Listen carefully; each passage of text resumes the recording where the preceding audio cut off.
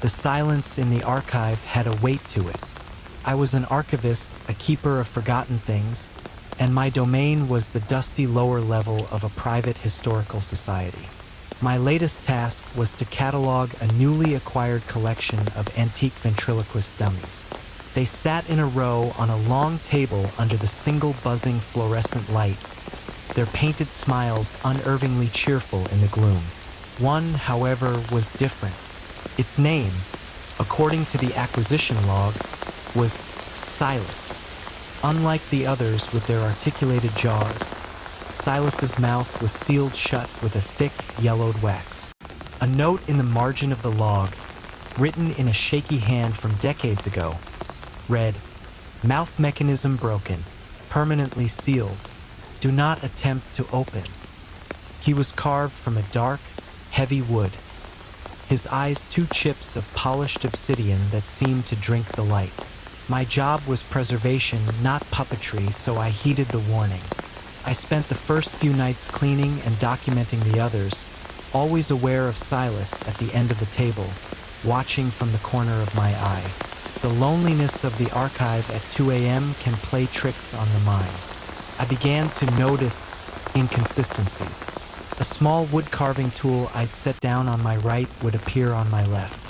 The faint scent of cedar would hang in the air, even though Silas was the only dummy carved from it. I started reviewing the low-resolution security tapes. I'd watch myself working for hours, then rewind and watch again. In one clip, as I turned my back to the table, a flicker of shadow near Silas caught my eye. A compression artifact, I told myself. A trick of the poor lighting. But the feeling of being watched intensified. One night, I heard a soft sound from the far end of the table. A dry, scraping sound, like wood dragging on wood. My blood ran cold. I looked up slowly. All the dummies were exactly as I'd left them. Silas sat perfectly still, his obsidian eyes fixed on a point just past my shoulder. My scientific curiosity began to war with a primal fear.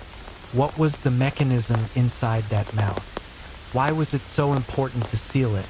The warning in the log felt less like a practical note and more like a desperate plea. On the final night of my project, with the other dummies safely stored away, I was alone with Silas. The silence was absolute. Couldn't resist. I had to know. With a scalpel and tweezers, I began to carefully pick away at the old, brittle wax sealing his lips. Flaked away like dead skin. The moment the last piece of wax fell, the buzzing light above me flickered and died, plunging the archive into near-total darkness, broken only by the faint green glow of the exit sign at the far end of the hall. My heart hammered in my chest. I fumbled for the flashlight on my belt. In the sudden, stark beam of light, I saw Silas. His head was no longer facing forward. It was tilted, aimed directly at me, and his mouth, once sealed, now hung slightly, unervingly agape. Then came the whisper. It didn't come from the dummy. It came from all around me. A dry, sibilant hiss that sounded like sand skittering across a wooden floor. It was a single word, stretched out over a long, rattling breath. "Thank you."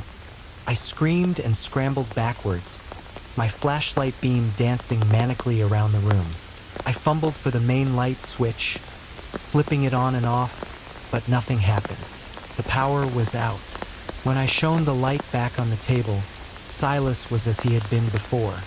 Facing forward, his mouth sealed tight, a single flake of yellowed wax resting on the table before him. I sit here now, waiting for the sun. The power is still out. I haven't taken my eyes off him. I know what I saw. I know what I heard. The archivist who wrote that note wasn't trying to protect the dummy. He was trying to protect everyone else. He trapped a voice inside that wooden prison. And I, the keeper of forgotten things, just set it free.